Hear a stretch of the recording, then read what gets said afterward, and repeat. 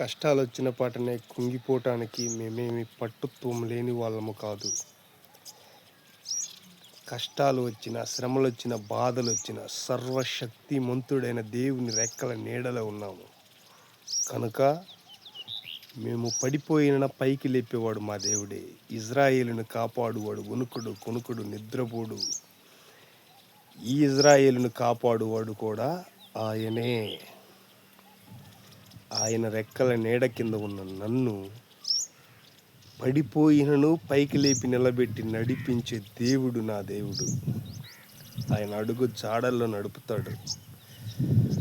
ఆయన రెట్టింపు జీవితాన్ని మరలా నాకు తిరిగి ఇస్తున్నాడు.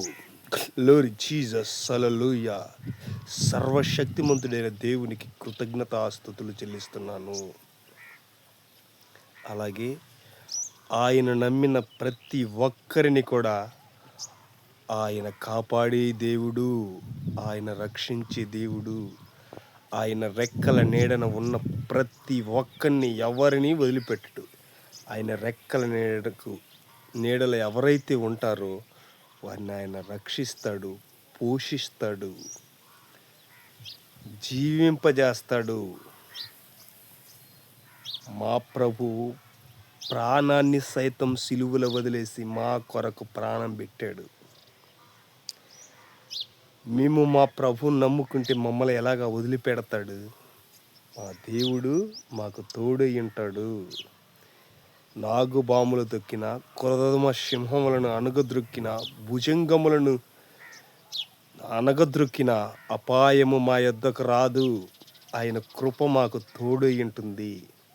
ఆయన రెక్కల నీడలో మమ్మల్ని భద్రపరుస్తాడు. నన్ను నా పిల్లలను పోషించువాడు సృష్టికర్త అయిన దేవుడు.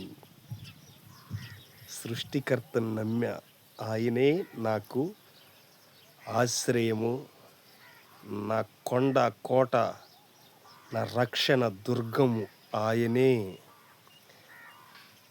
బ్రతుకుటకు భూమి నా నివాసము. నేను చనిపోతే నా ఆత్మ పరలోక రాజ్యములో ఆయనతో ఆయన నా కూర్చుని కృప నాకు ఉన్నది. ఆ కృపలో నేను వర్ధిల్లుతాను. ఆయన కృప యుగ యుగాలు తరతరాలు నన్ను విసిపెట్టని దేవుడు ఆయన. ఆయనకి నా కృతజ్ఞతాస్తుతులు, ఆయనకు శతకోటి వందనాలు. ఆయనే నా రక్షకుడు. సర్వశక్తిమంతుడైన దేవుడే నా కాపరి.